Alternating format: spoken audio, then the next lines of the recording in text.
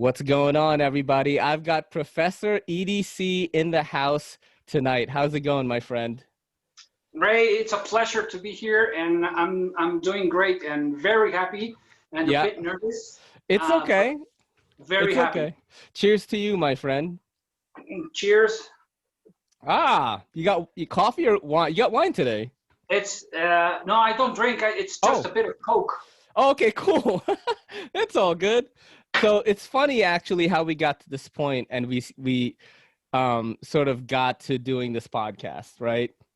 When you messaged me and I read it in the morning and you were like, hey, Ray, you mentioned that you're willing to help people out in the Lindy Lou and Richie B podcast. You know, you've helped out your girlfriend and things like that. I was almost 100% sure that you were going to ask to be on the show. Right. And I was like, oh, man, like, I don't know, you know, and because I didn't know a lot about you. And then when I said, sure, man, what did you have in mind?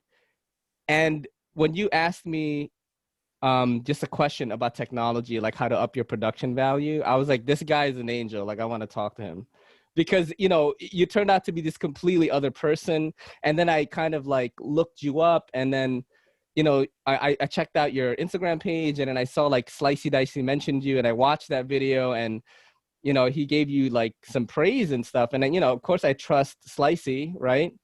And that's how we got to here, man. You know, talking to you today, I got to know a little bit about you, and I was like, this is a good dude, man. Like, I just want to have him on. So, you know, that's why we're doing this. So your questions, your questions were basically how to up your production value with your channel, right?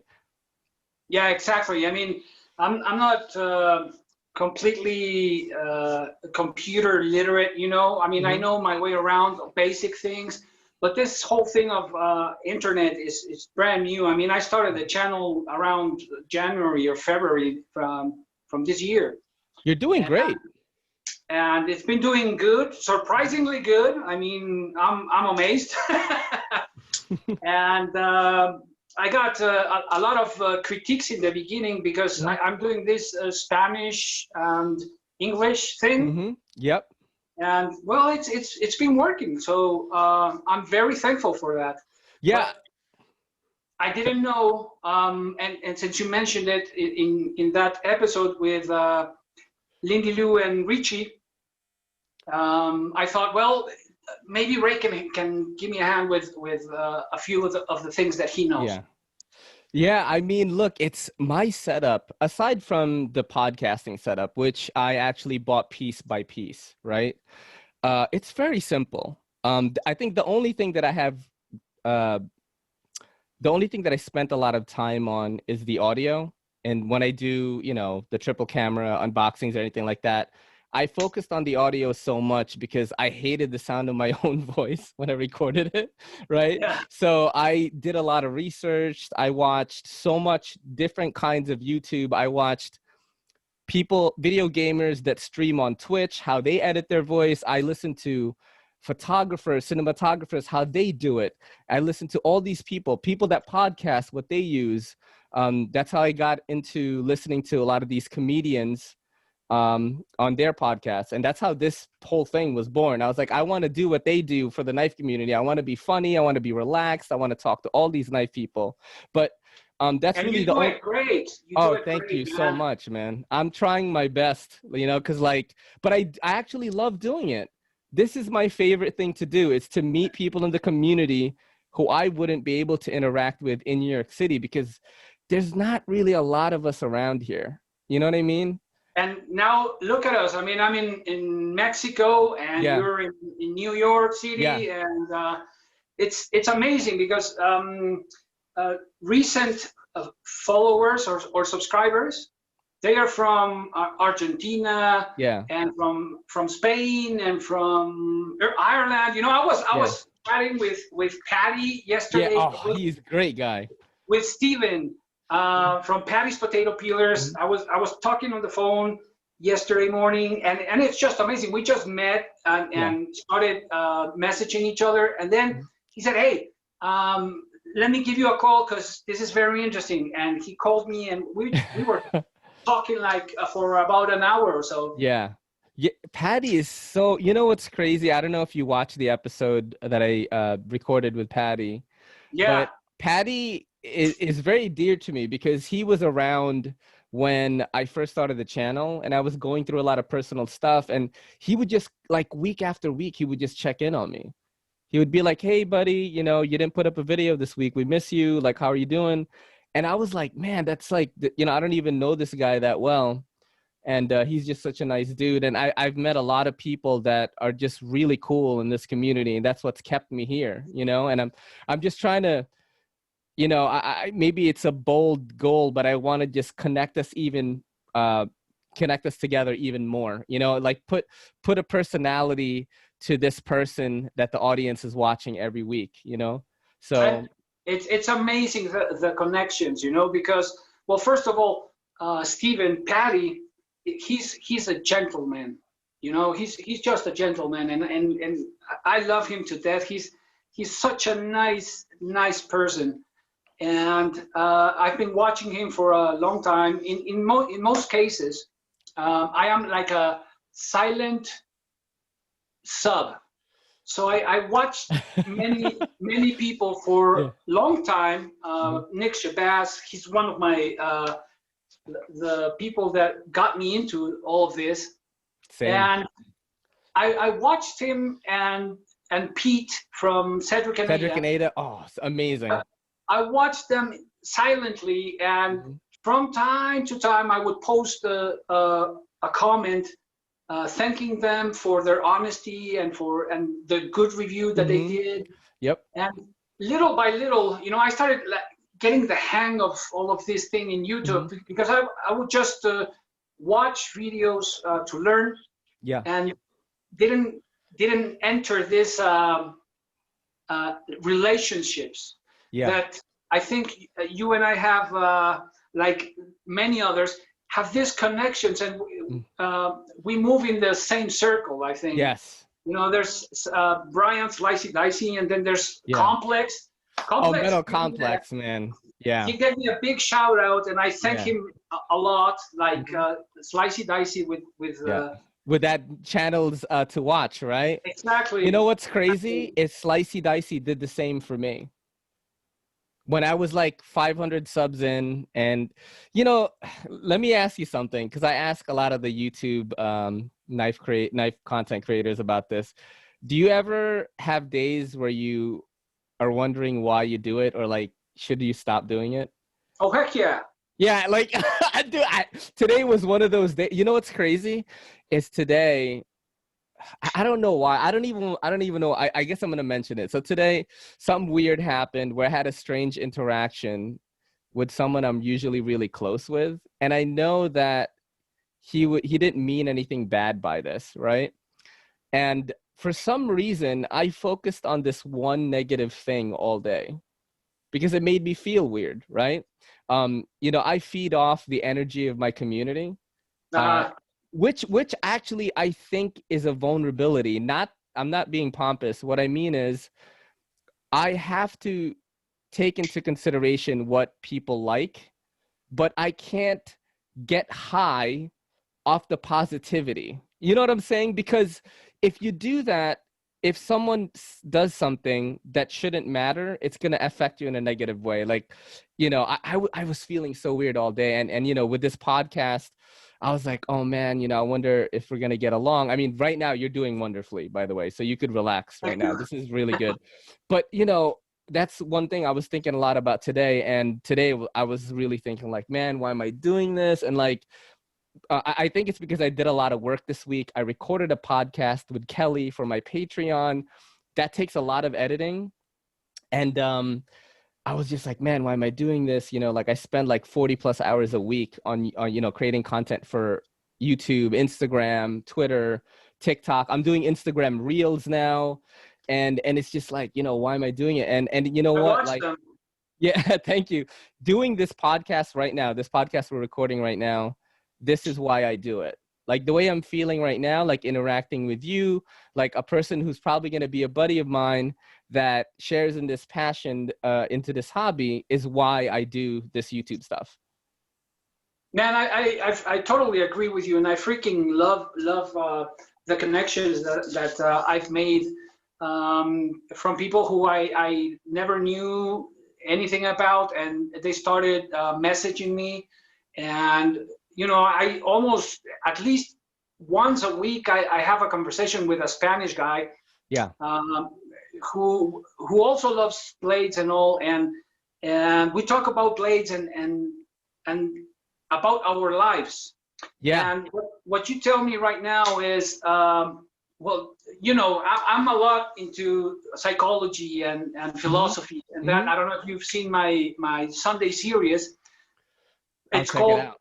It's called Blade-Osophy. Okay. So taking blades and philosophy, and I try to blend those in and follow certain rules and certain ideas of philosophy. For example, right now we are going over Miyamoto Musashi's The Book of Five Rings. What's the opening line of that book? So I take a few phrases and then analyze them, relating them to blades. Yeah. And well, that's a bit of what we do on Sunday in English and in Spanish. Yeah. And what you were mentioning right now about, I say that because I love psychology and philosophy. Are you did you study that? I was gonna ask, you know, this is a good time to interject. Why the name Professor EDC? And I was like, is this guy like a teacher or professor or something? Or and that's I was going to do an episode on that, because a few people asked me, hey, but who's Professor EDC? We want to know.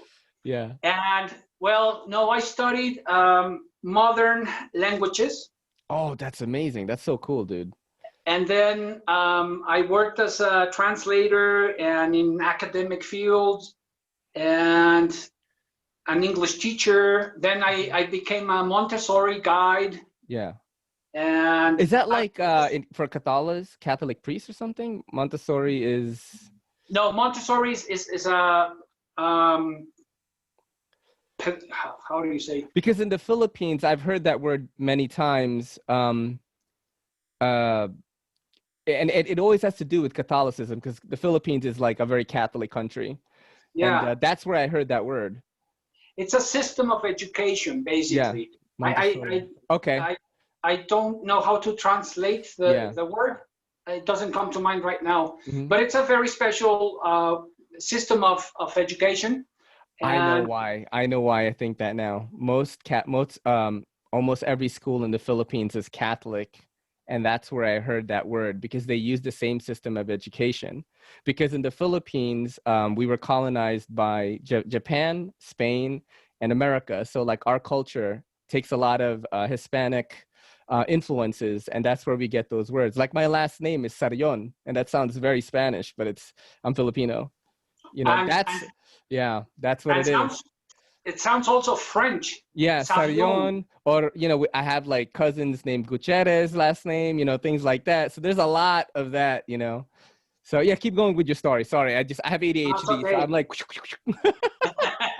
yeah. So I've done everything from, you know, in my beautiful youth days. I worked a bit as a model.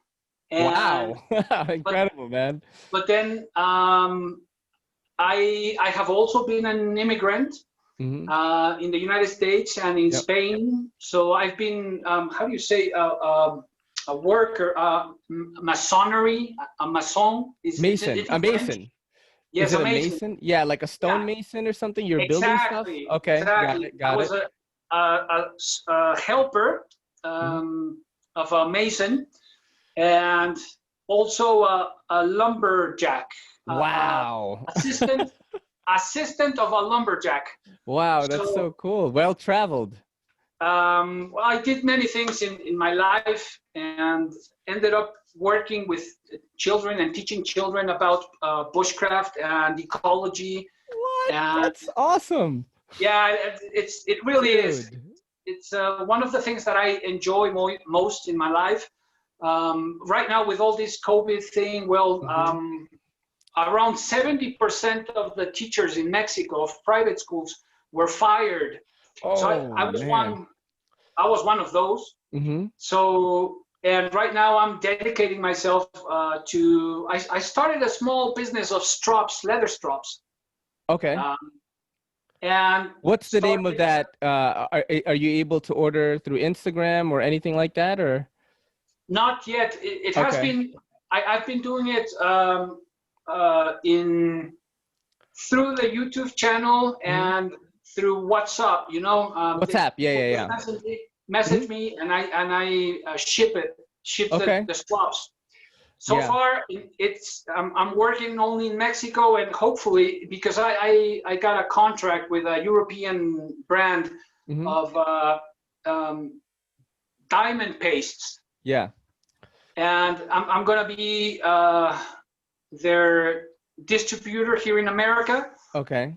So hope that goes well, and hopefully I'll be back to teaching children. And it's one because my classroom is the outdoors, and from teaching them how to do a fire Mm-hmm. to natural construction Yeah.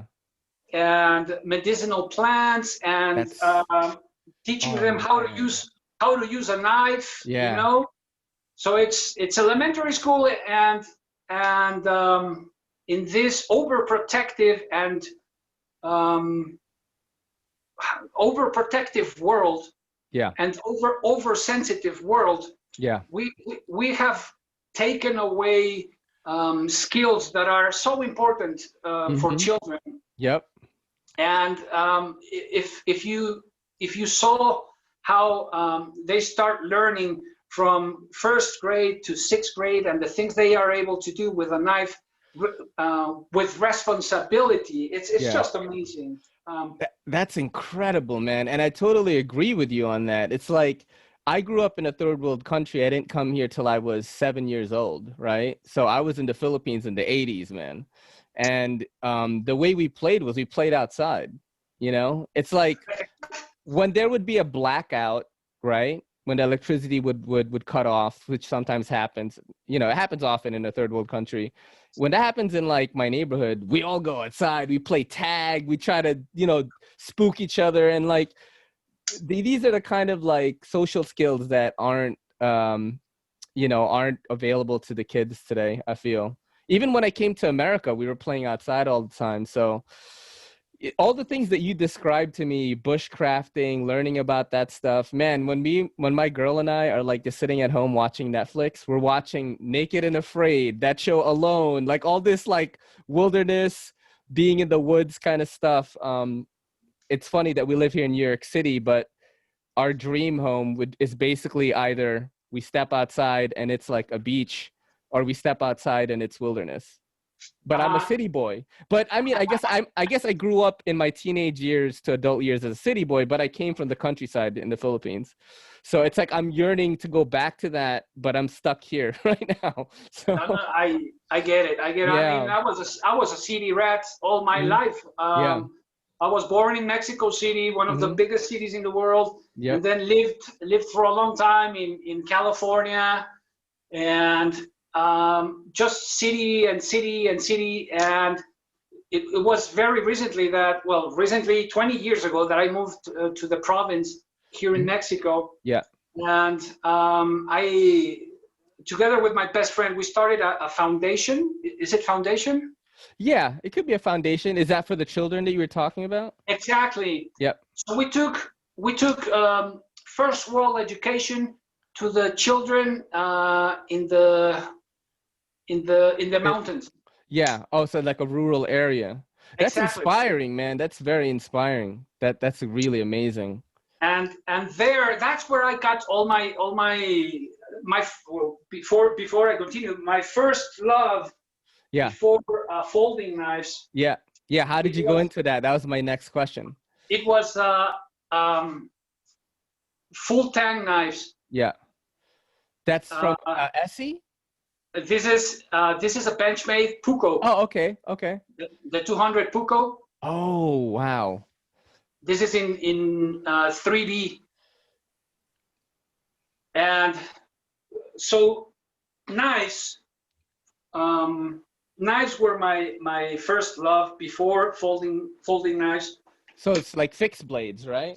Exactly, fixed blades. Yeah. Fixed blades were my first love. Here we This have is what's that? um, a Bark River Scandi. Oh, I've heard that name, Bark River, many times. I'm not a big fixed blade guy, but I'm starting to see the beauty in them. Oh man. People have been sending me like fixed blades. Like I'm not gonna bring this around in New York City, but I like Of just course. love I love like the handles, you know, like the leather sheath, and it's just a beautiful like art piece almost that I just keep at my desk right now. I'm gonna have to return this soon. I kind of don't want to, but but this is a Skagel knives. I forgot which one it is, but just beautiful, man. You know, that's how I feel about fixed blades right now. And what you can do with a fixed blade is just a whole lot more than with a folding knife. I feel like You I don't know? have to worry as much if this is gonna cave Exactly. in on me. That's how I feel when I hold one.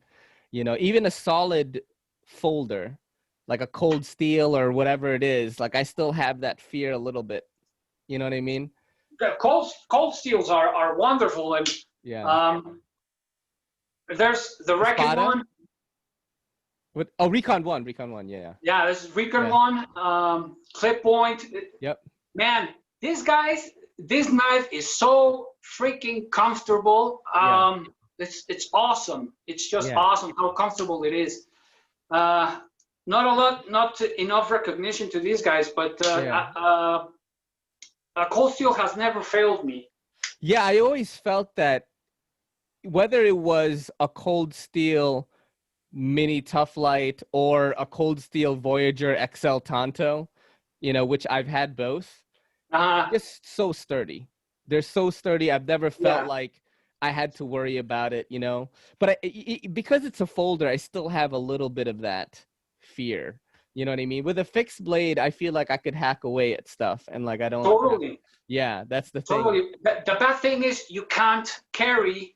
I used to be able to when I here the law says that as long as you have a valid excuse to carry a knife, you are able to, as long as you're not taking it out in the and swinging Yeah, it in the yeah, yeah, street. yeah. You are able to carry a knife no matter what size. So you can be carrying a machete, Yeah. If you're or working out somewhere, right? If you're working exactly, somewhere. you have a valid excuse. I could be carrying this, Yeah. Kukri. and I would have no problems with that. Yeah. Kukri, right? Kukri? Yeah, it's a Okay. cookery. Yeah, yeah. Yep. So, but now I'm unemployed as a matter. Well, in matters of education, Yeah. right now we're not working, Mm-hmm. and I don't have that valid excuse. Yeah.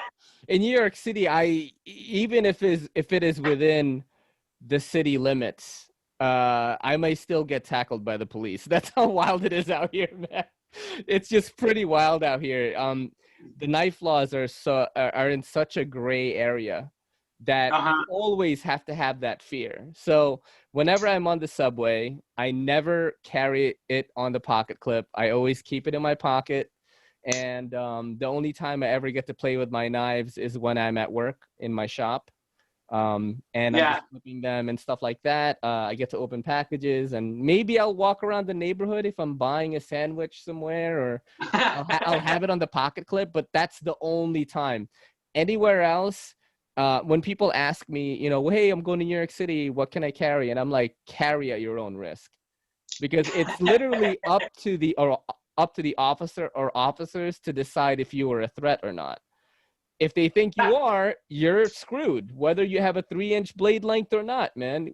Even if you have like a Leatherman, they could deem you dangerous. So it's really, I always say carry discreetly and only use your knives in places where you trust people and people trust you. That's the only way That sucks. It sucks really so sucks, bad. man. It sucks so bad. Because can you imagine the kind of videos and content I could make with the New York City backdrop and the gritty streets? And I wish that I could, but I'm not even gonna try it, man.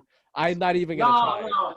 Yeah. No, it's ridiculous, and those kind of those type of laws are just absurd, you know. Yeah.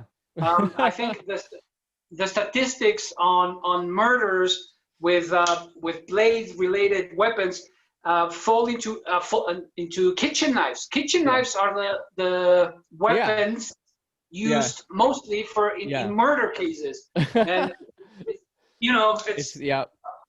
No, I definitely get it, man. You know, let me ask you this: what got you started in YouTube? Like, what prompted you to start a YouTube channel? many things. First of all, I thought about here in Mexico, we're like 10 or 15 years behind you guys. And I thought of sharing a little bit of my small collection. And then I thought, hey, this might be a good way also to promote my strops. Mm-hmm. And I also thought that it's going to be a great way for me to practice my English, because it's been such a long time that I have been in contact with English-speaking people that I don't get to practice my English. And I used to have a pretty good level. Now I don't. It's pretty good. There are people that live here that aren't as good, trust me. So, you know, of every ethnicity, like for real. So, you know what's crazy is when I moved to America, I had an accent. I sounded like Manny Pacquiao, literally. Like that's what I sounded like. Through the years, it disappeared. You know, that's the thing that I found interesting about you tonight, you know, while we were talking, is you talked about studying languages, right? Yeah, modern languages. So me, I wasn't really good. I was okay in school. I was the kind of student who could only show up for the exam and still be in like the 90th percentile. But I hated going to school. But I did love like learning about languages, not necessarily being in the class, but like what words meant. And I always found myself like almost like a chameleon. Like for example, if I'm watching a certain comedian that week, I'm watching a lot of their podcasts, I start sounding like them.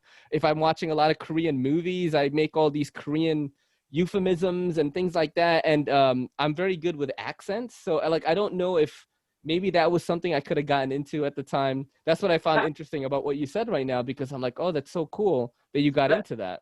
That happens to me also with different accents in Spanish. You know, Argentinians speak very differently than Mexicans, and they have a wonderful accent, the same as Chileans, people from Chile and Uruguay. Yep. And then you have Spaniards who have a wonderful accent as well. And then Brazilians speak Portuguese, and I think the language is it's so. I watch a lot of UFC, so I see these Brazilians talk all the time, and it's a very beautiful sounding language. You know what I mean? And yeah, it's all about rhythms, and these rhythms are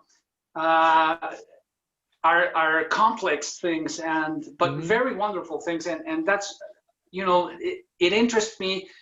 So I ended up studying that because of this interest, and you know, I love anime. So, you do? No.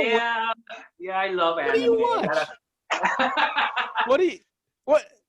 What do you mean you do? Like, you watch any right now? Like, have you watched any recently? I mean, I'm watching SAO, Sword Art Online. Okay, I've watched that. I haven't watched the recent one, but I have definitely watched that.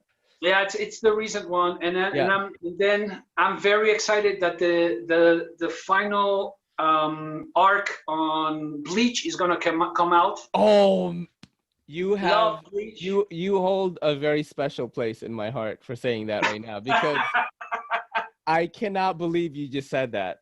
I would expect this sort of thing from Cedric and Ada, because he watches anime. Pete watches anime all the time, and so we'll chat a little bit. You know, we kind of have the same taste. But for you to say Bleach, right, is crazy.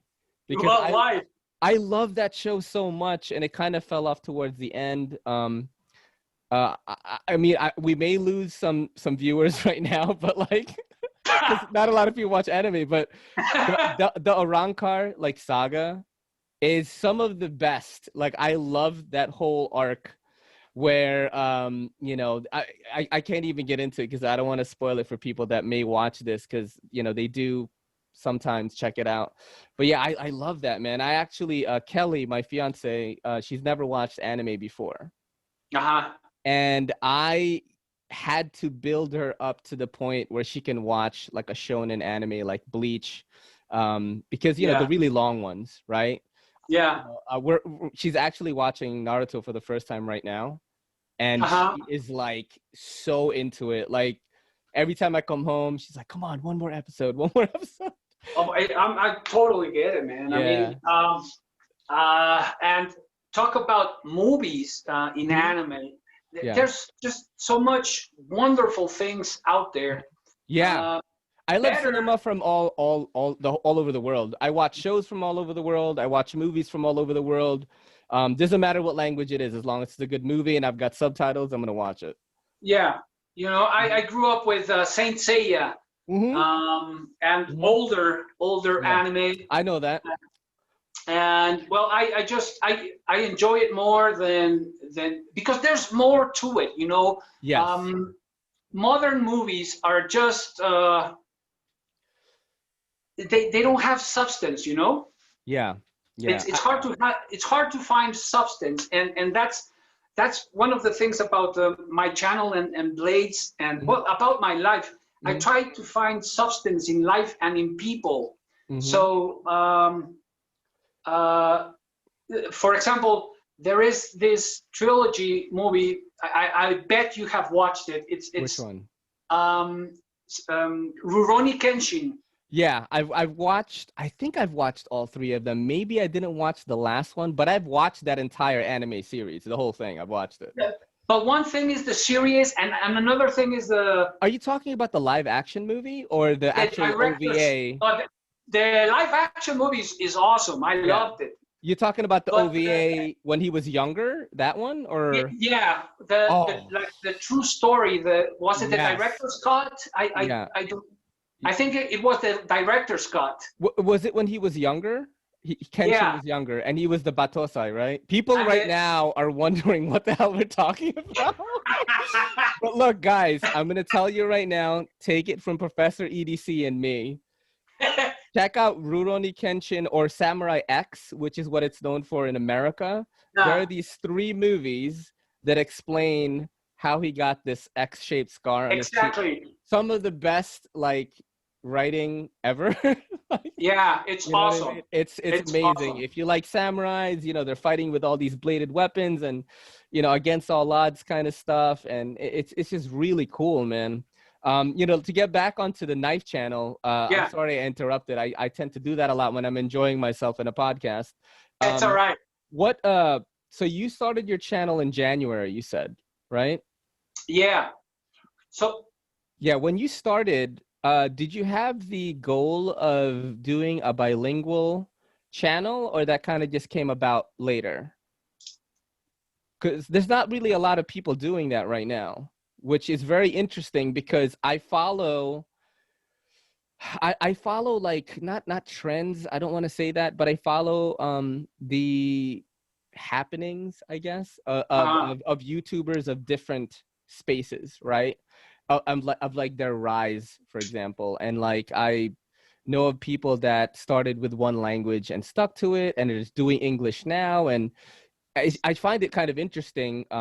You know, Slicey Dicey was the one that mentioned that you did that. You had like this bilingual channel, and I thought that was really awesome. Was that always a goal you had in mind, or it just came about?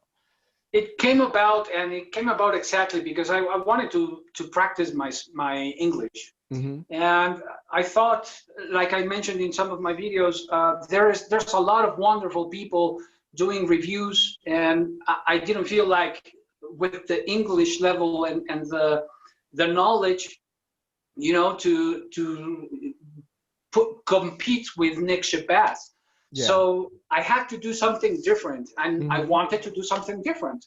Yes. And that's where I came up with this Blade-Osophy series, and it came around the same time when I decided to do this English videos. Yeah. So you started in Spanish first? I started in Spanish first, and showing the collection and trying to pass on some knowledge, man. I mean, we are here. It's kind of natural because I'm a teacher, and it's just, you know, you gotta let it flow, let knowledge flow, and share it. If we are to get better in any sense as a race, it's through sharing knowledge and helping each other out, I think. So that's why I started the channel with I have my collection, and then I thought, hey, I have invested a lot of time studying Nick Shabazz, and I don't know if you know the channel Gideon's Tactical, I think it is. Yes, Gideon's Tactical, Prepared Mind 101, all those guys, Living Survival. Like that's where I started. I was looking. I've told this story before. I was looking for a bag, right? And then I saw Prepared Mind 101, and he reviewed a Rapdom tactical bag, which I have to this day. I still use it. It was a $40 bag, and I'm like, he was like, you're not gonna believe how good the material is. You know, it's not it's not Y2K zippers, but it's just as good. And then I bought it, and that thing is still like solid right now. And then I saw, like, these guys are reviewing like folding knives. I'm like, what the hell? Then I got into it out, and you know what really solidified that I'm going to be in this hobby for a long time was I bought a fully anodized, zero tolerance 0456 from JD Cutlery, the Sienkiewicz design. And then after I flipped it one time, I was like, oh, I'm not going to get out of here. This is like what's going to happen. I can't wait to try the next one. You know, that's the thing that keeps me going. Yeah, it's so funny. We came from like the same thing. When you were watching Nick Shabazz, like how big was he? Because I discovered him, he wasn't even at 20,000 subs yet. He was still pretty, maybe 16,000, 14,000 subscribers. And around, it was around 14,000, 14K. Yeah, it was around 14K that I started watching him. And Dutch bushcraft knives as well. Yep. And well, you know, like I said, I started with fixed blades, right? Fixed blades. And I used these every day, and this is the hook for my children, for my students. This was the hook to get them to start learning responsibility, because all of them wanted to use my knives. Wow. So what would you teach them normally? Like, what's the first thing that you would teach a class? Well, it depends on the level of the class, because each class has a different level. Each child has a different level. Yeah. But for example, pruning. Yeah. What's that? Pruning, when you go and cut the tips of some plants. Yep. Or cut plants down so that they can grow stronger. Yeah. That goes to show how much I know, because I thought it was when you stay in the bathtub or the pool for too long and you get like this. I'm like, is it mean like don't stay in the water? You know? No, you know what's funny is my girlfriend is into succulents, and she is into a lot of plants right now. She started a business during this. Yes, I've heard. And man, like what you talked about right now, I feel like she would tell me tomorrow, like, hey, I cut this, I made a cutting of this, and I'm gonna plant it in here, and I have like plant nurseries all around my apartment. The air has never been better. Like, you know what I mean? She's pruning. yeah, exactly. But so pruning is something that you teach them. How big is the class usually? Well, there are about 20, 25 children, and I start them with bigger tools. I start them with machetes. What? What do you have them do with the machete? A machete is easier to manipulate in a reduced with reduced conditions, and it's not as dangerous as a knife. Because knives are way sharper. Yeah. Okay. And the manipulation of a knife requires more control. The manipulation of a machete, of specific dimensions of machete or an axe, they can, since it's a the movements are not as complicated. You know, they move slower, so they start learning how to control their bodies, and start the wrist has to get stronger to use an axe, especially if you talk about, for example, third graders or fourth graders, and you put an axe, a hatchet in their hands, and they're gonna go 2-3 strikes, and they're gonna get tired. Yeah, for sure. So we start them because I had this business with my best friend. We start them with heavier tools, and the top level we would teach them how to carve, whittle. Okay. Yeah, how to make like objects like spoons or something, or something like that, right? Exactly. We would. Wow, so cool. Not this one, but we would. Each school buy a set of Mora knives. Mora, yeah, I've heard that company. For the use of the children. Wow. Did you ever have any accidents or anything like that? No. That's a good teacher right there, because I've had accidents and I'm not even in a class. So I had an accident yesterday. I was carrying, dude, I was carrying this today, right? This is a We Knife Angst, Justin Lundquist design. And you have no idea how many times I've tried to open it the wrong way because there's 2 flipper tabs on it. I didn't get hurt, but I mean, I could easily have hurt myself. This is like a part of the Apex Pass Around group. You know, I don't know if you know this, but I haven't bought any knives really because like I don't make a lot of.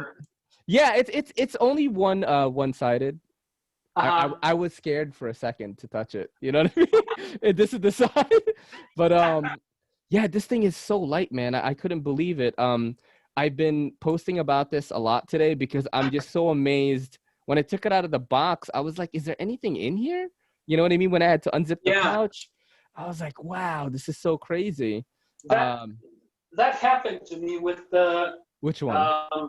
What's that? Oh, the bug out. Bug out. Yes. It's the bug out. Yeah. I usually prefer heavier and like tougher knives. Yeah. Yeah, I saw it. I saw it when you got it. Yeah, it's not mine. It's a friend of mine just left the EDC, but very light knife, very amazing. One of my favorite Benchmades, easily. This thing is amazing. I know a lot of people don't like it because they feel it's like weak or so. I'm used to fixed blades. I'm used to heavier knives. Yeah. I love this thing. This is one of the best things money can buy, I think. Is that the Doug Ritter? It's the Doug Ritter RSK from Hogue. Yeah. I got to try that the orange one. Very nice knife. Very nice.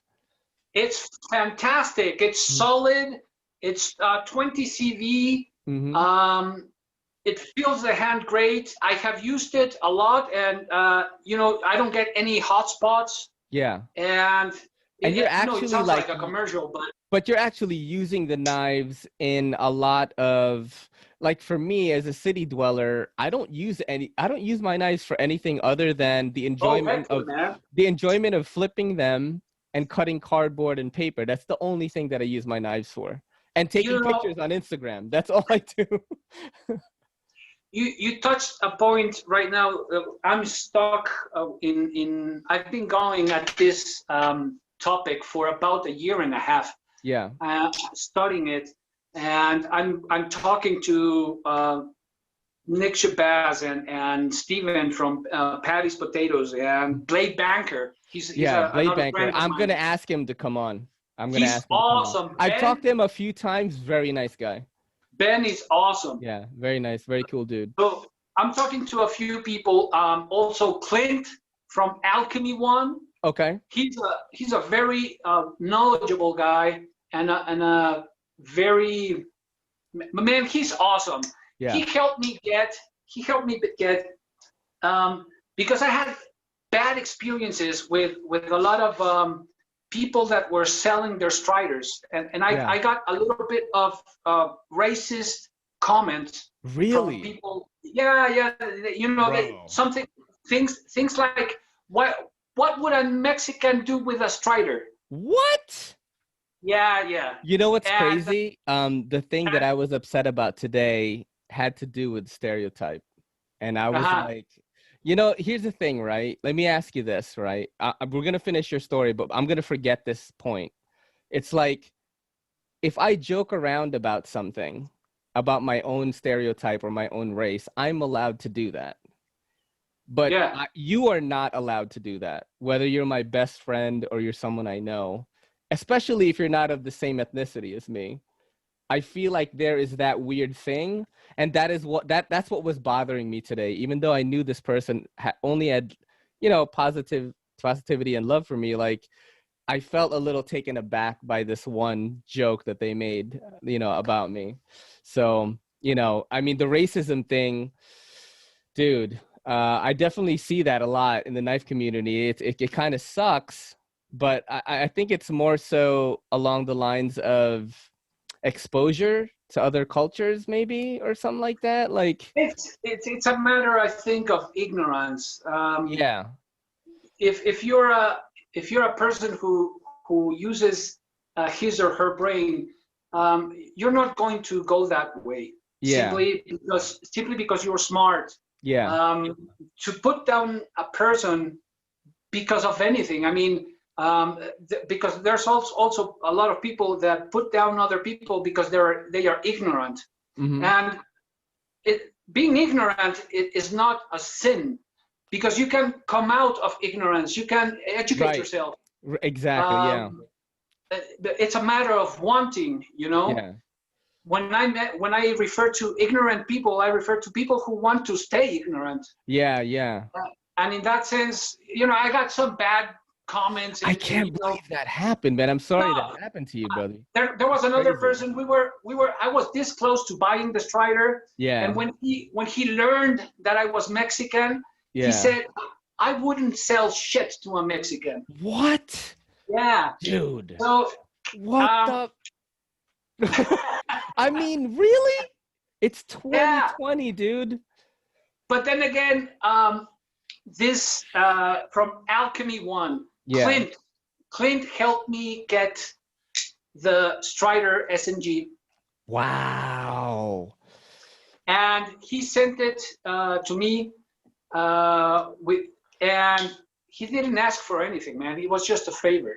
Isn't it crazy when you come across people in the community that do that? You know, It's awesome. it's insane. Like people, that follow me on YouTube or Instagram, like they reach out to people to become guests on the podcast. That's happened before. Like I don't even like I am so scared to ask anyone to be on the show.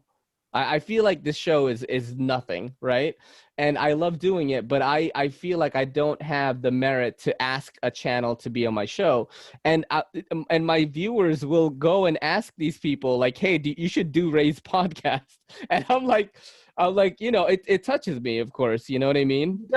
You gotta believe more in yourself, man. I mean, it's a privilege for me to be on your channel and Yeah, for you to be interviewing me. It's an honor. yeah, I do not believe in this small channel, big channel thing. yeah. It happens here in Mexico. Mhm. Big channels don't even take you into consideration. You don't Yeah, exist, or they tell you, okay, we'll do something together when you are yeah. 5K or 10K. Yeah, you know what? Here's the thing, right? Which is like kind of like a secret goal of this channel is I know that ripples are happening, just like in a pond when you throw a stone, right? The whole metaphorically, whatever, speaking. Um, I know that ripples are happening with this channel, right? Because, I've had some pretty big guests on here. And, a secret goal of the channel, like for my own personal thing, is to get big enough that one day no one can say no. You know what I mean? That like, Uh, yeah, and not that's not me being boastful or being pompous or anything. It's just that Joe Rogan is probably like the podcast I watch the most, right? uh, And this guy was podcasting when hardly anyone was watching. And then years later, he is the biggest media powerhouse on earth. You know Yeah. what I mean? Yeah, And I know him. He's good. he's still the same dude. You know, it's crazy because he talks a lot about like Benchmade now, because the Benchmade sends him stuff like cigar cutters and like knives. So every time I see that on his podcast, I clip it and I post it on my Instagram. Let's go back to you purchasing knives again. What troubles are you seeing when you want to order knives? Like what are you ordering from US retailers? Like how does that work with shipping? Yeah.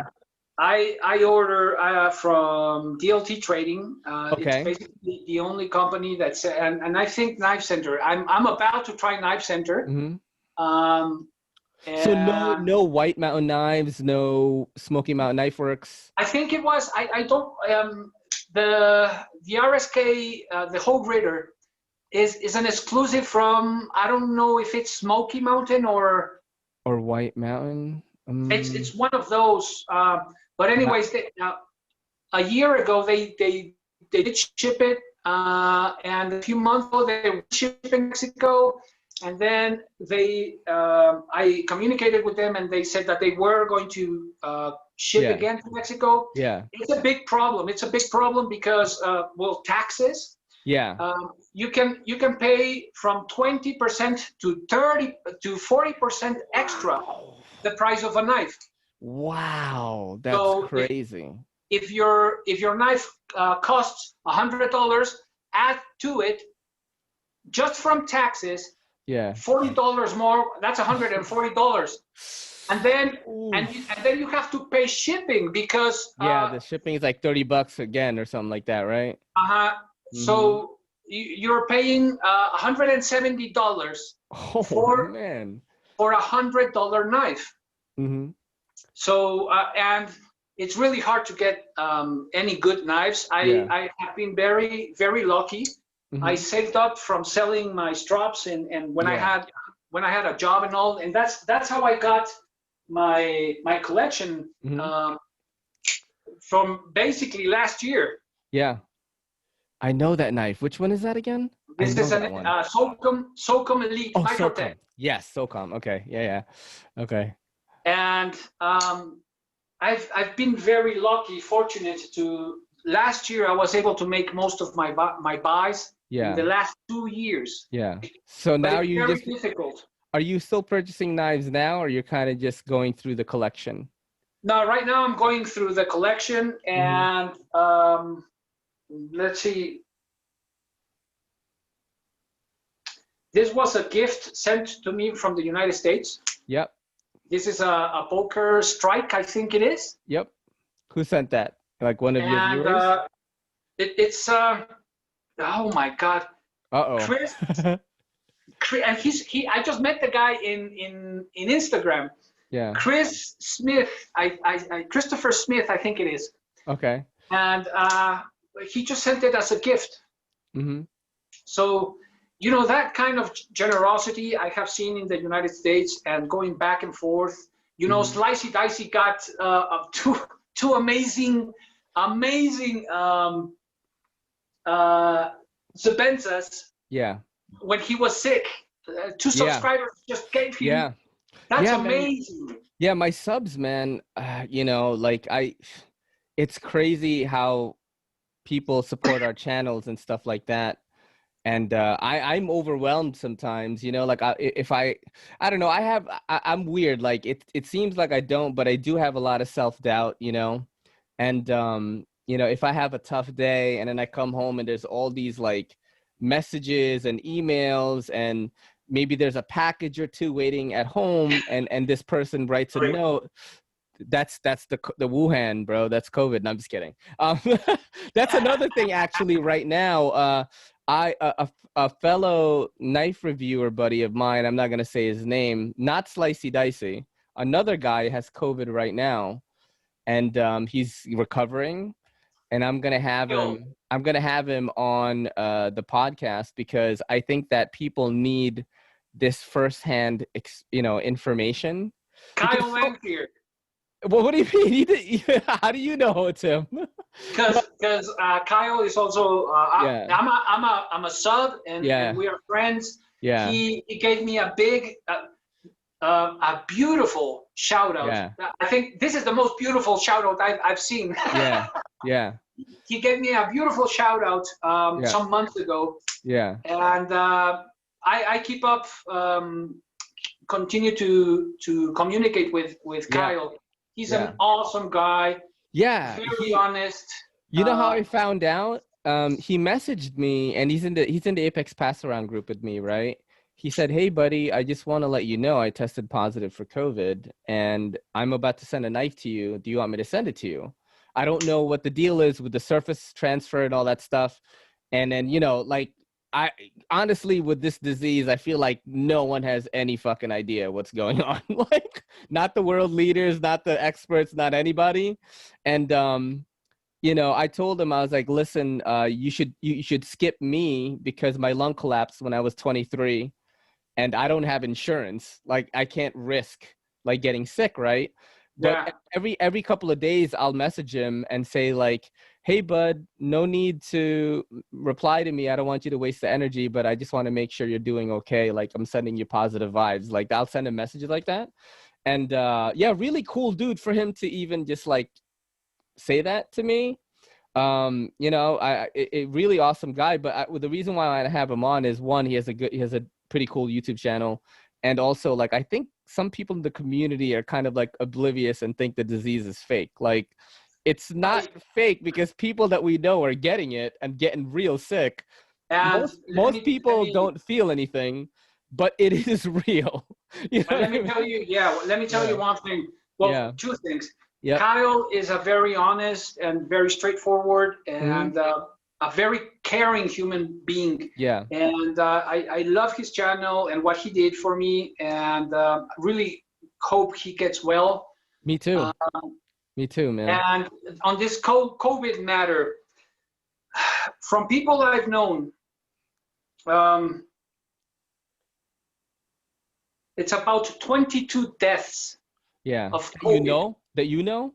Yeah. Wow, I'm sorry to hear that, man. I'm sorry to hear So that. and, I'm coughing because my neighbor downstairs smokes, and it's terrible. Oh, and you don't smoke. Okay, I gotcha. I So gotcha. anyway, uh, and here in Mexico, the thing is pretty bad because authorities cover up a lot of the information, Mm-hmm. so it's worse than it really is. Yeah. And but it's true, man. I mean, it's something that is Yeah. happening, Mm-hmm. and people are not caring about it, and they're doing Mm-hmm. their weddings and parties, and Yeah. restaurants are open again, and Yeah. it's just I don't know, man. I do. Here's the thing about it, right? Like, being a New York City, um, I don't know what I live here. Basically, I was gonna say something weird, like I'm a New York City occupant, but that's not. Yeah, I live here, and normally, people that live here tend to be more on the leftist progressive side, but I'm actually very centrist in nature, right? I I I see the ramifications of the US being closed because I'm in New York City. There's a lot of poverty here, especially like where I work, where I live. Like, I'm not a rich guy. I live in the Bronx. When I go outside, people are like, yeah, I don't know, burning things in a barrel. You know what I mean? Like, Yeah, so I take the train, and I've been taking the train all my life here, but I can just see like the consequences of people not being able to make money. You know what I mean? Like, yeah, when I've been taking the train all my life here, and panhandling is when you ask for money on the train, right? okay. When it goes from like maybe one or two people a ride that are asking for money to 8 to 10 people asking on a 1 hour ride, people are starving, right? And this is like of all races, you know what I mean? Like, I'm Yeah, seeing every walk of life person asking for money. So I am on the side of, be respectful. I wear a mask. I, don't me try to too. interact with people, but I do think something needs to happen because there are people that like are way worse than how I'm doing right now, even though I'm not a rich guy and I'm not living in an upscale area or whatever. Dude, there are people like literally starving right now. You know what I Well, mean? So it's totally. crazy. Man, what can I say? I'm in a position right now. I've been unemployed since Yeah. January, February, March, since Yep. March, Mm-hmm. and I've been getting by from my last paycheck, and which was in March, Yeah. and selling strops and selling some of my knives. I Yeah. might sell more of my collection, Yeah. and I do gardening jobs Mm-hmm. whenever I can, Yep.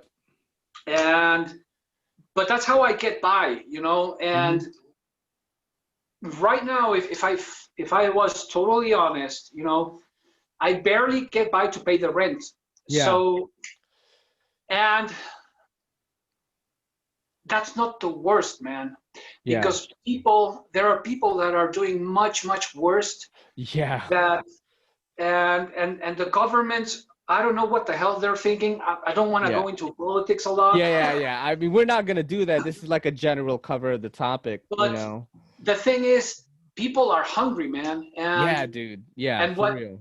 what we are seeing here, at least in Mexico, is we're getting closer to a social collapse Yeah. than anything else. Wow. You talk about Venezuela, Yeah. and I was we're not that far away. There was a guy, speaking of Venezuela, I do sell CBD. I have a CBD shop. Shout out to A-List CBD. I had two people from Venezuela that were refugees, right? And Uh, then they were like, oh, first of all, like I love accents. So like I could tell they were not from here. And I was like, oh, where are you guys from? And then the guy was like, oh, I'm a refugee from Venezuela. Like, and I'm like, oh man, it sucks that you came here during this time, with this COVID stuff. And he's like, bro, it's worse in Venezuela right now. I'm glad I'm here. I was like, oh shit. Yeah, it's crazy. It's they crazy. are they are hunting cats and hunting pigeons. Yeah. I have a friend from another channel from Mhm. Venezuela. Yeah. He's a bushcrafter, Yep. and you wouldn't believe what they're going through, man. Oh man, that's And crazy. but we at the same time we ain't that far from that, Yeah. You mean in Um, Mexico? yeah, criminality has gone up so much Wow. that you're not going to believe this. every day, every day, Yeah. I have to unplug the battery of my car, Oh, take it out, and wow. I live in a third floor. Yeah. So you can't run down. Yeah. So Oh, I the carry the battery. battery of my car.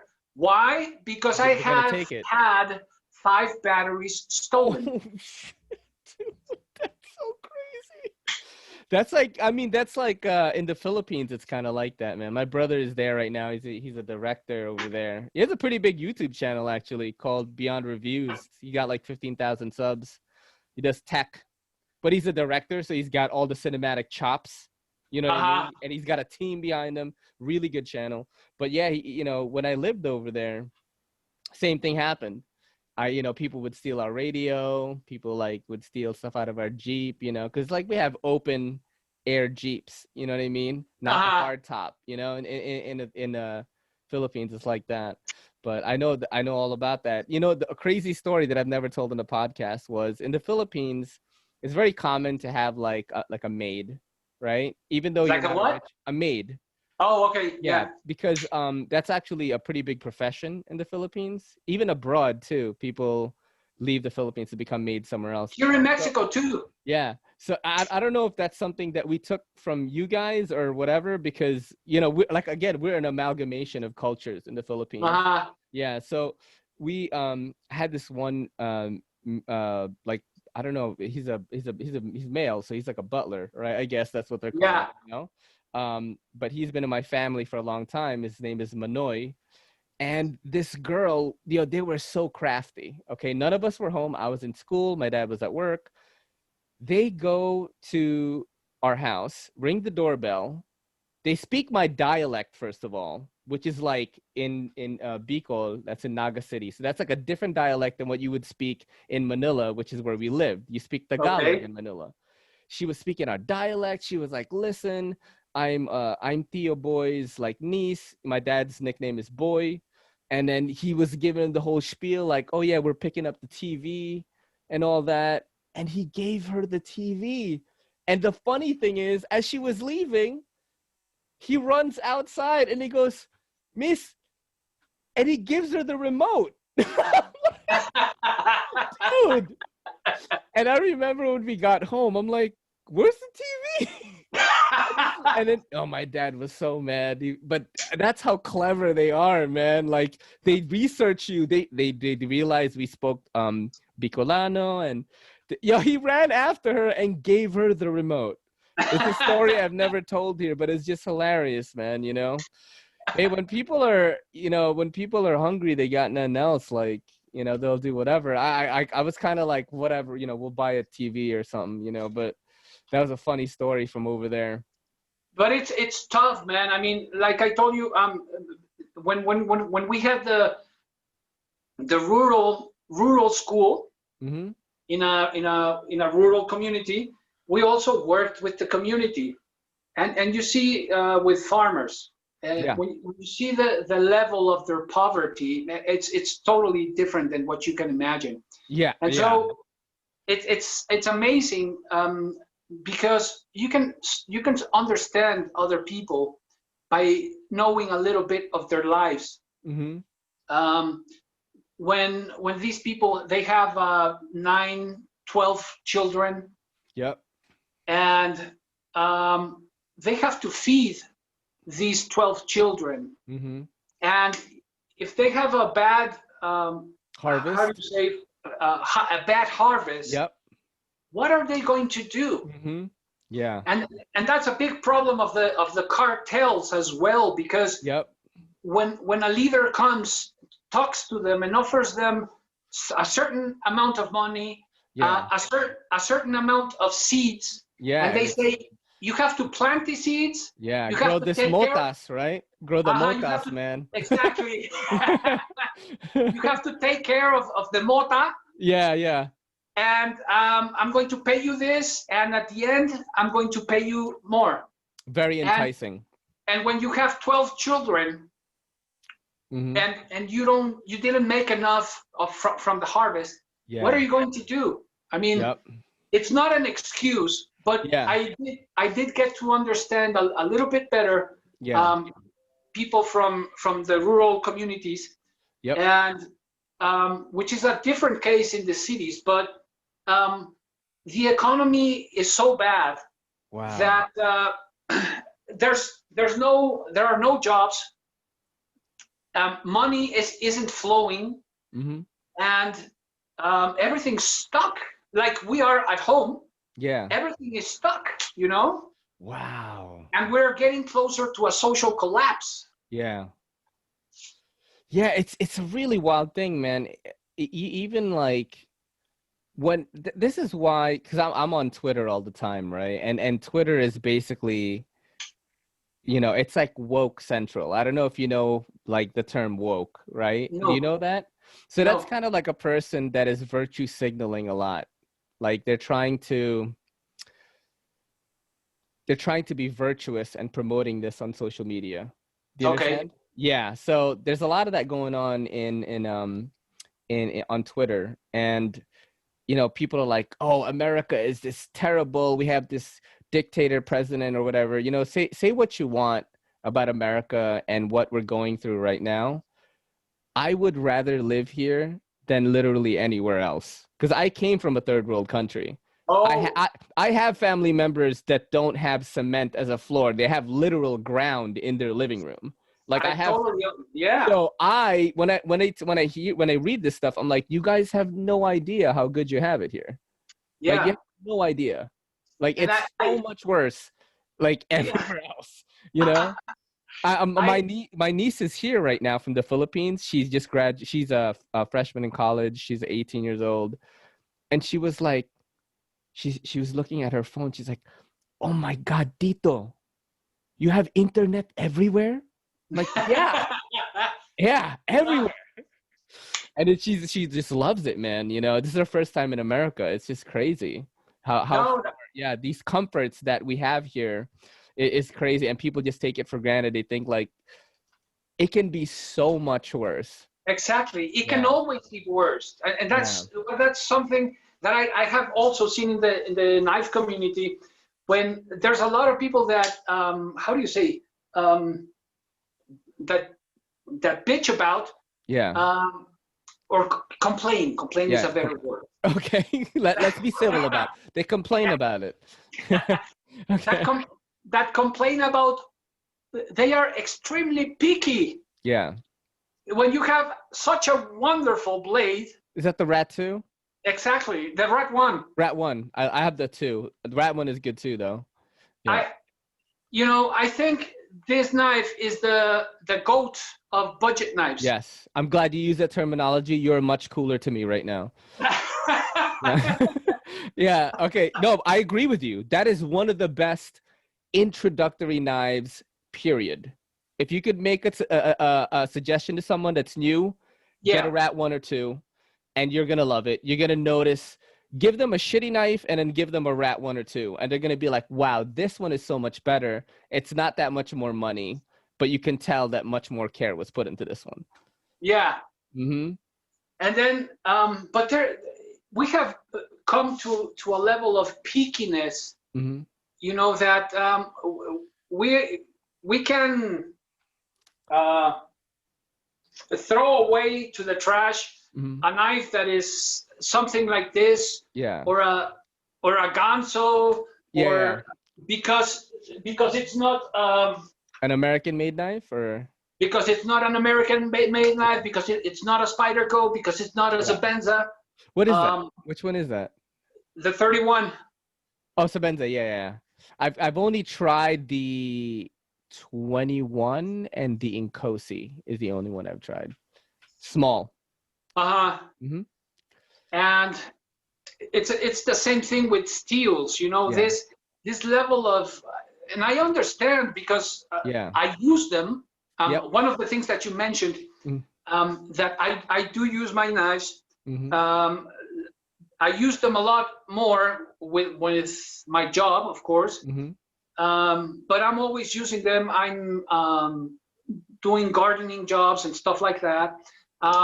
To test knives, when I go to the supermarket, I always tell the butcher to give me the whole piece of meat. So you could. and then I clean it and I slice it. Do you ever put that on the channel? No, not yet. You should. I will. You know who does that? Jimmy Slash. Have you ever heard of him? Yeah.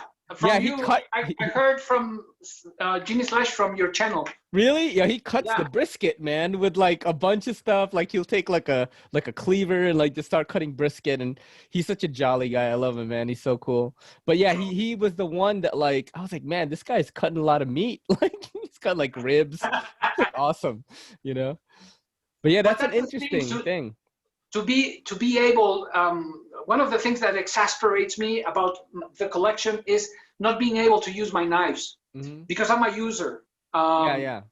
And just seeing them there accumulate dust, that doesn't go with me. And I respect the people that have their wonderful, gorgeous, and extensive collections like Blade Banker. Blade Banker has over 600 knives. Yeah, he's got some really expensive stuff.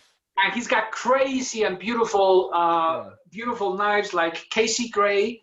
Those are my favorites so far. Yeah. The Casey Gray knives. Have you seen them? I have not. I think. Oh my God! But I should check it out. I should check out Blade Banker's channel before I invite him. They are beautiful. Yeah. And but anyways,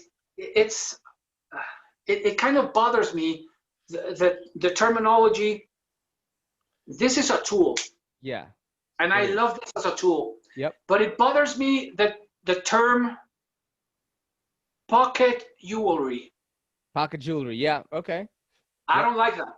Yeah, I want to use all my stuff, man. I think that's what has limited me to not buying a lot more expensive knives past $200 because one, I don't have $200. I'm not that kind of Asian. So I'm not rich at all, right?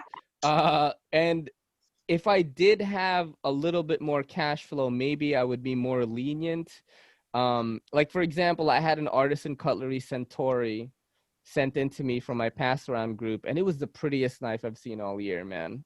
But if I owned this thing, I mean, when I had it with me, I literally just cut cardboard, I cut paper. I was so delicate with it too. I was like, you know, the Damascus. I was like, don't fuck it up, because I have to send it to the next person, right? So I'm like, okay. And man, like I just I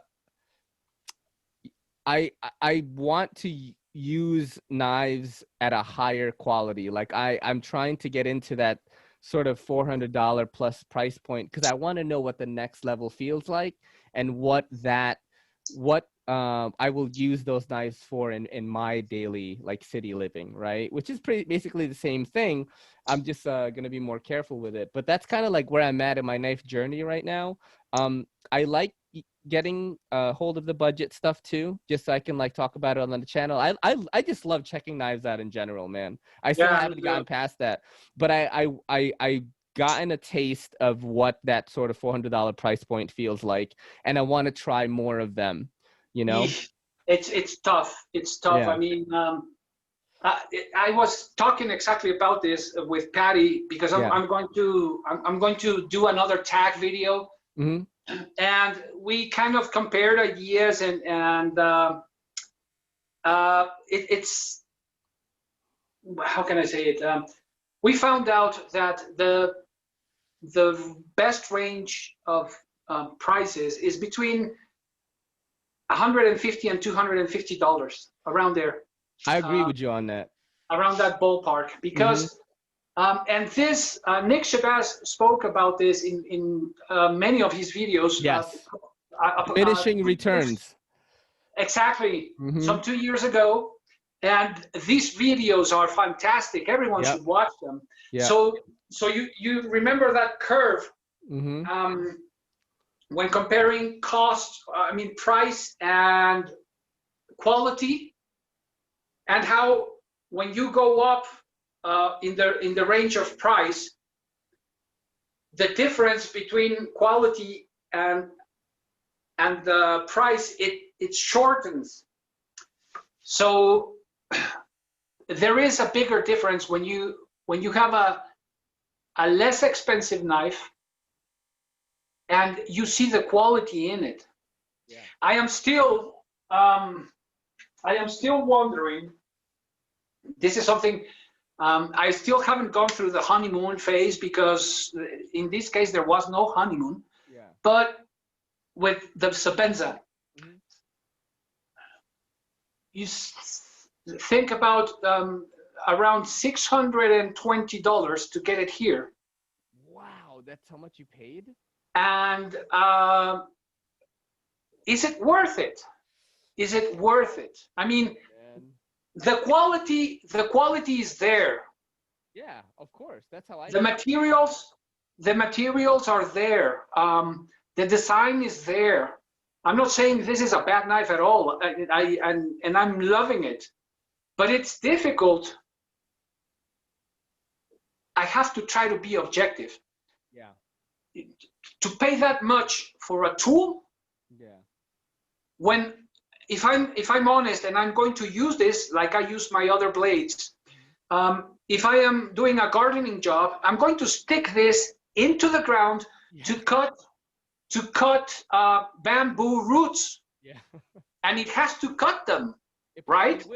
It probably will. And it probably will. Get some nicks and scratches on that. But is it worth $600 when this one can do the same? Yeah.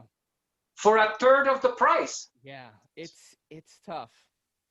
It's tough, man. You know, I had a guy that I had on the podcast before. I don't think I aired those, but yeah, man, that's that white privilege, dude. To get like that much money, I couldn't imagine like paying what you paid for the Sabenza I would, you know what? That's a lie, because the most expensive knife I have in my collection is the Sandrin Knives Clemente. If you haven't watched that video and you want to have a good cry, you should watch it. That's when I met Patty. So Uh-huh. yeah, I made a video about this, and it was like around the time my father died. His name is Clemente, and Uh-huh. I was in my that beginning of your knife journey when you want to just have every knife that you come across, you know. And I was like, oh shit, this company uses tungsten carbide blades, and Uh-huh. this is the first tungsten carbide folding knife in the world. Yeah. $995. Whoa. I saved Whoa. up money. I've never spent even close to that money ever again, and I bought it. I think I got like number, I don't know, 60 something out of 100 or something like that. Like you know, it's limited Yeah. batch run, and I used the crap out of it, you know. But mainly because I was like, if my dad was, you know, if this knife is in any way tied to my dad, like he would want me to use it. So I have scratches on it. I lost the screw, like, you know, and I use the crap out of it. But I think now if I were to buy a Sabenza or even like a Hinderer or a Strider, and I'm paying like $400 or $500, I don't necessarily know if I would do to it, if I would do to those knives what I did to the Clemente. You know what I mean? I'm just not sure I would now. It's just a lot of consumism, and mindless consumism, I think. Yeah. And it's a complicated thing because you have to talk about psychology. You have to talk about consumism, and you know, as a reviewer, I do have to. I came with peace with myself Yeah. when I found out. Okay, you have to think about that. You're a reviewer as well, so you Yeah. need a certain amount of knives in your collection so you can compare. Yep. And as a reviewer, I wanted, since the beginning, I wanted the sacred trinity. Yeah. Hinderer, Sabenza, and a Strider, right? Do And you have all of them? I have all of them. Oh man. It took me 2 years Yeah. to do this. Yeah. And so I came with peace in that sense. As a personal collection, my magic number is 13. So if ever my channel ends or whatever, I will look for to keep only 13 knives. That would be the top. Some would And say that's an unlucky number. but Yeah. there's a lot. You know, Jason Voorhees from the movies thinks that it's unlucky, man. we would have to go into a Kabbalistic conversation here, and numerology, because number 13 is more magical than it's not. Yeah. So yeah. But yeah, so go on. You would pick 13 knives because that's a good number for me, and I don't need any more. I mean, 13 is more than enough. Yeah. I mean, yeah. 3 knives are all you need for the rest of your life. When you think about, I'm going on ahead from episodes I have planned already. Yeah. Oh no, I'm sorry, it's man. Okay, man. No, you know what? Here, let me touch on that a little bit. Repetition is okay, especially if it's on a podcast. I've told the same story so many times, and all the big pros do the same thing, because not the same people are going to be watching you at that time. You know what I mean? So you want to spread that story to as many people as you can. And the people that actually have heard it before, that are back again, they're not going to mind hearing it. Well, let's hope so. But it doesn't matter. Yeah. Anyways, when you have, I take this because I don't have a buck right now. Yep. Oh, is that a case knife? It's a Geck. Oh, Geck. Okay. It's a Great Eastern Cutlery. Oh, wow. Okay. Sorry. Yeah, that's the better kind. Yeah. Beautiful. I have recently fallen in love with traditionals. Yep. And but you have these old type knives, like the Buck 110. Yep. And they are so popular and so famous, like grandpa knives. Mm-hmm. And they don't have any super steels. Yeah. They don't have any super constructions. Yeah. And how many generations have they lasted? Yeah. Are they good knives or not? Yeah. I've never had one in hand, so I don't know. But a lot of YouTubers have dove into this topic before. I've had one and totally destroyed mine. Yeah. And I ended up losing it. Yep. Losing You it. got it. You got it. And so it really gets me thinking. You know, I appreciate a good construction, and I appreciate quality and upgrading and evolution, because it touches on many things. But how much is enough? You know? Yeah. And a lot of people, because these I have asked in forums, I have asked this question, trying to get information and see what people think. And they always get kind of angry because, well, that's why I work so hard so I can spend my money like that. Yeah. And okay, I mean, it's valid. You know? I mean, you know, I asked this on another podcast. Like, do you think that? I think the Knife Junkie did an episode on this actually. I was there. That's the one. Is it blatant materialism? Like, I was there. Were you? I didn't listen to that when I saw the headline, and I was like, that's gotta be a dope topic. I have to save that and then listen to it. You know, in a way, it is kind of right. Instead of watches or cars or, you know, whatever it is, we just like to buy knives. I mean, part of being a knife guy today is like being on Instagram, taking a nice shot of your thing, and then people are, you know, oh man, I want that. Like, how is it? That kind of interaction is part of the whole thing.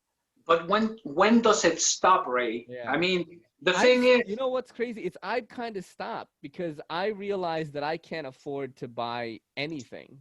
Like, me neither. I literally can't afford to buy anything. I could pay my rent. I make sure I could pay my rent. I make sure I could buy food, and I make sure I have transportation money. And I am lucky to save any money at all living in New York City right now. And I'm employed, but New York City is expensive, man. You know. I'm glad I made the investment last year. In the last years, because now I am selling some of them in order to put food on my table, and that's good. You know. Yeah, if you got to sell it, and you know you're gonna get, you know, whatever the next bill you got to pay, you know. Exactly. Yeah.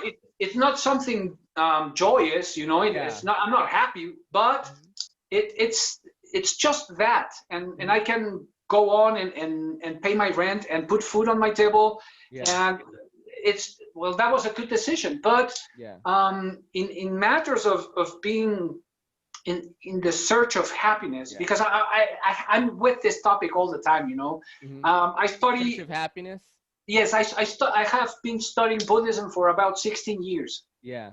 You know what's crazy is I always say this, and I got this from Gary V, but I kind of like changed the wording around a little bit. Kindness is my religion. Happiness is my currency. It's kind of like how like I don't have a lot of money, but I can tell you this: I have friends that are making $300,000 a year right now, and I'm way happier than them. You know what I mean? Understand. I don't have a lot. I don't need a lot, but I am like super happy most of the time. I wake up, I feel good. You know what I mean?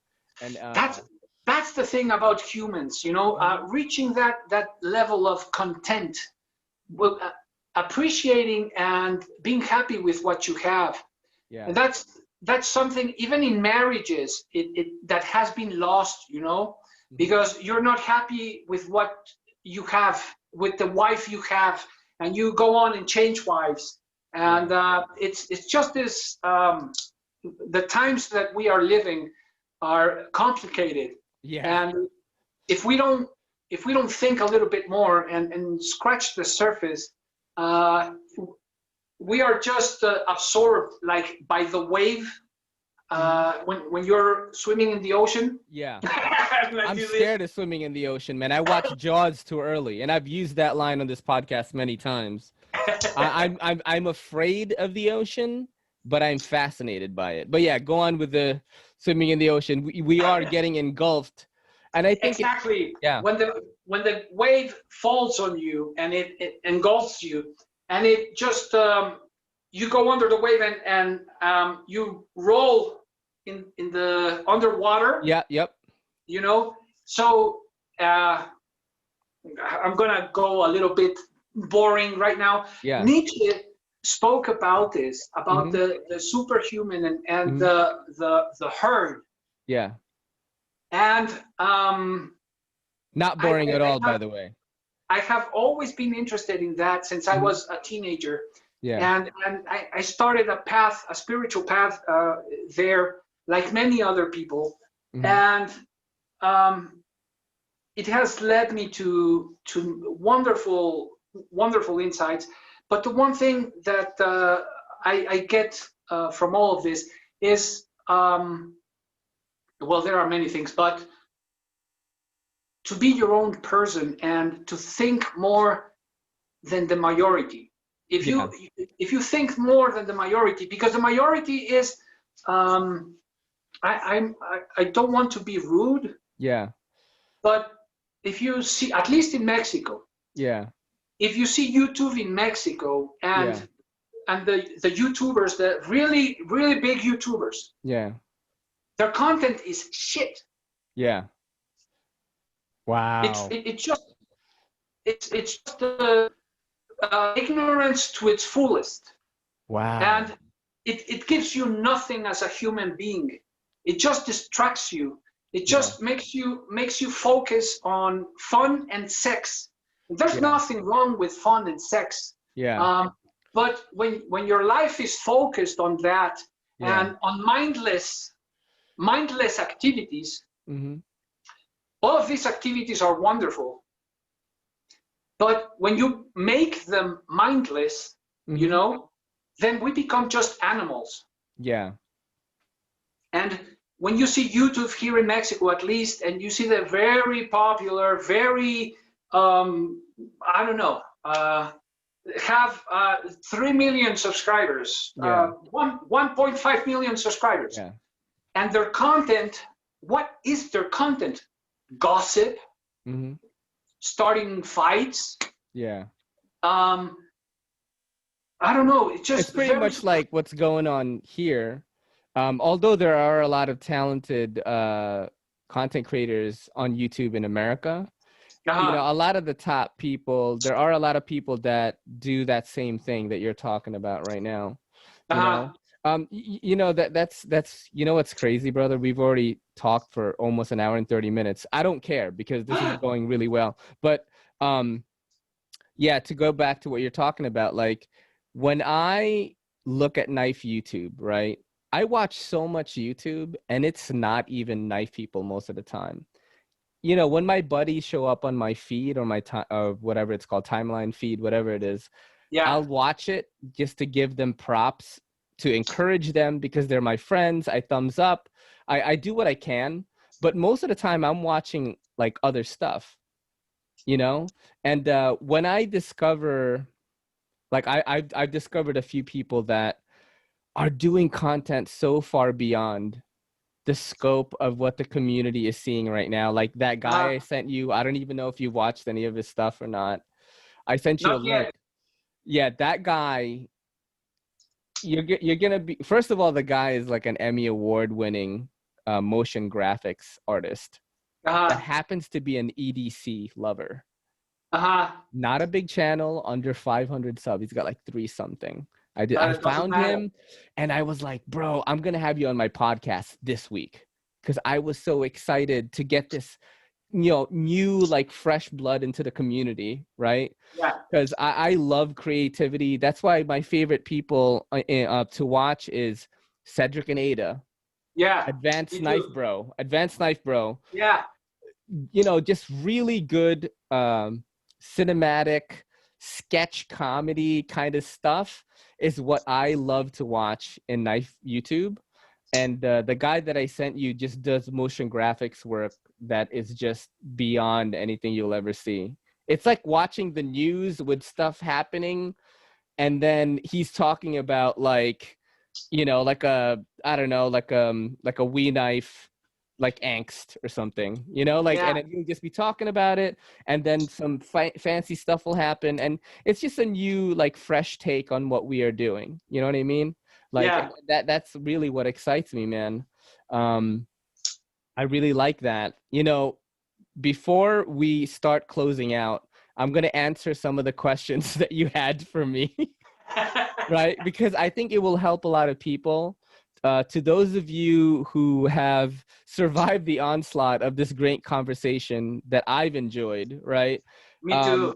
Professor EDC's questions was, how, you know, could you improve the quality of your channel, right? You were Yeah. talking about like what phone you should get. You have a Huawei right now. Pretty good company, by the way. I like Huawei phones. I'm using a Note 10 Plus. You can get pretty good quality in any of those companies, whether it's iPhone or Samsung. You just let me know which model you're thinking about getting. And the app that I use to shoot video, right, when I'm shooting a review, like an actual review, not the triple camera. Okay. Yeah, the triple camera, I actually just use the app that is installed on the phone. I don't use a separate app. When I shoot my reviews to get a more cinematic look, I use Filmic Pro. All right. Yeah, you could write that. It's FILMIC Pro. You pay for it only one time. I'm pretty sure it's $4.99. I'm almost certain that that's how much it is. And you pay for it one time. You have unlimited upgrades for a lifetime. And I can show you how to use it. I use an app called KineMaster. It's kind of like, it's spelled KINEMASTER. That is the app that I use to edit all my videos, including this podcast. I'm going to take the file from the tablet that I'm using to film this, put it into my phone, and I will edit it there. I can show you how to use it. It's very easy. It's all drag and drop. If you know how to use a Windows computer, you'll be able to use this. Neves Knives uses the same program. What's the program again? KineMaster. It's KINEMASTER. KineMaster. KineMaster. Okay. Yeah, yeah. That's what I use. It's available on iOS or Android, so whichever one you're gonna think about getting. And I just have one of these, man. Look at this. I don't even use a tripod most of the time. I have this, which holds my phone, and then I have this arm thing, which is about $20. And then it comes with a little clip. You grip it onto any door. And the best way to get a nice angle, if you're doing a review and you're using multiple angles, they don't have to be perfect shots. When you have different angles of a knife instead of a static one, you're tricking the viewer mentally that they are watching something new. I have known nothing about cinematography, but I know that if I'm talking about the pocket clip, I'm going to shoot just the clip while I talk about it. Then if I'm going to talk about the blade, right, I'm going to use a different angle to show that blade. That way the person is thinking they're seeing something fresh. That's a trick used in cinema all the time. And that's how you upgrade it. And also what you did tonight, which is this front-facing camera to, you know, you're talking first. A nice little introduction. I don't necessarily think you have to be in front of the video the whole time, but a nice introduction to say, you know, hey guys, I'm going to be talking about the Bestech Barracuda today. That's enough. And then just go into it. Yeah, that's enough, man. I only focused on the hands because the objective was the knife, not the person. Yeah. And I'm going to spice it up a bit because I want to take some shots Mm-hmm. out in a park and do use knives out in the park, Mm-hmm. in the outdoors, Yeah. showing cutting some wood and stuff like that. Yeah. I'm going to have to, Dude, show if you did this is that, that would take it up a notch by a this is lot. the second time I show my face. Yeah. You did it on the Knife Junkie. How did you do there? I did it. It was fun. Did you do okay? Like, were you nervous? I mean, I was very nervous because there's well, there's Bob and I was with Ryan with Spirited Blades. yeah. And So, yep. the topic was very good, and that's what got me Yeah. It very, was about the very materialism thing. exactly. Oh, that's so good, man. That's why it got me So good. interested, and I Yeah. decided to do it. Yeah, Bob is such a good guy, man. He had me on there, and you feel so welcome. I actually encourage people in Knife YouTube to start their own podcast so that we could be a guest on each other's podcasts and have this podcast network grow. That would be wonderful. Carlos EDC just started one, and I said, listen, buddy, I will be a guest whenever you need. He guested on my podcast. Patty has one. I'll probably be a guest on his, see if he wants to do this. But yeah, I think it's another tool, long form video content that is kind of unexplored, aside from the Knife Junkie in And Knife YouTube right now. It's awesome because I found out with this tag I launched that what knife defines you the most. Yeah. Oh, I should join that tag. And I tagged you. I know. I'm terrible. Look, listen, I'm terrible with it. Oh, man.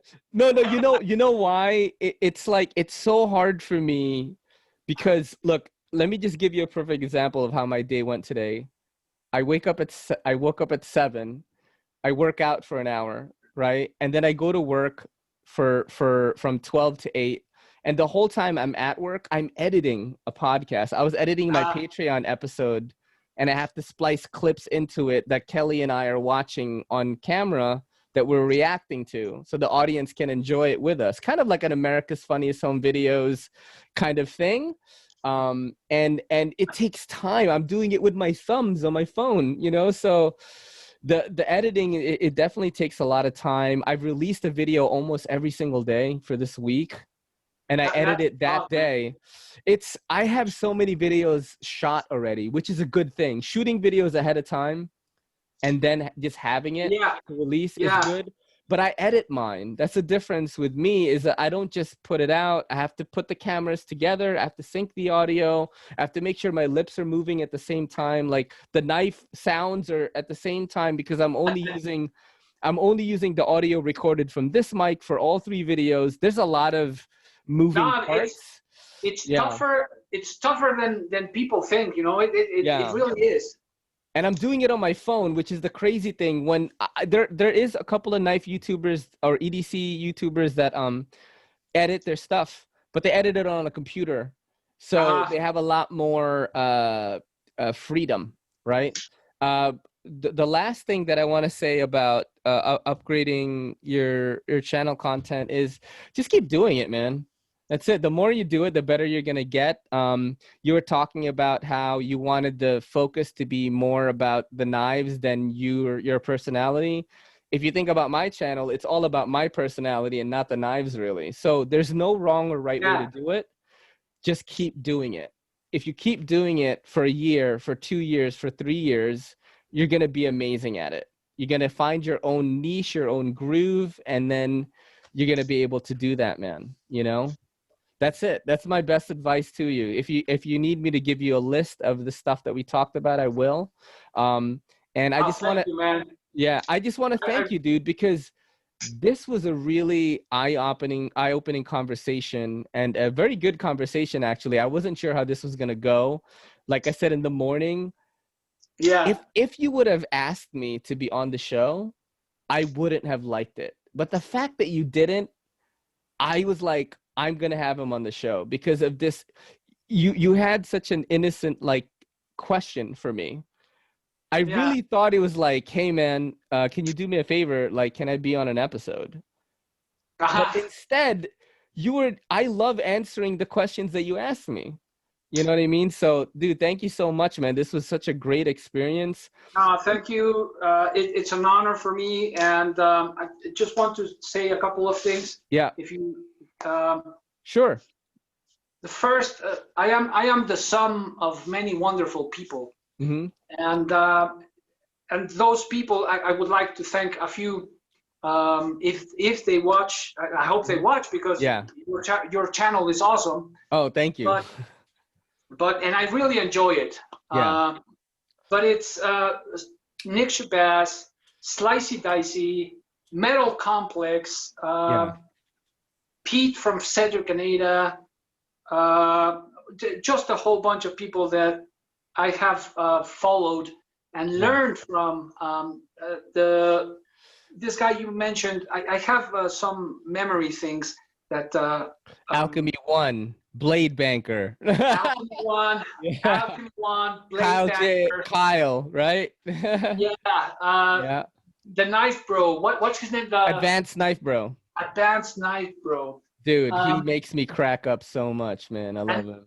So many other people that from smaller channels that have left me some great comments, and that they didn't believe that I watched their channel because they had 7 or 8 subs. Yeah. And it's no difference if you have 100,000 or if you have 1 sub. Yeah. But your content is good.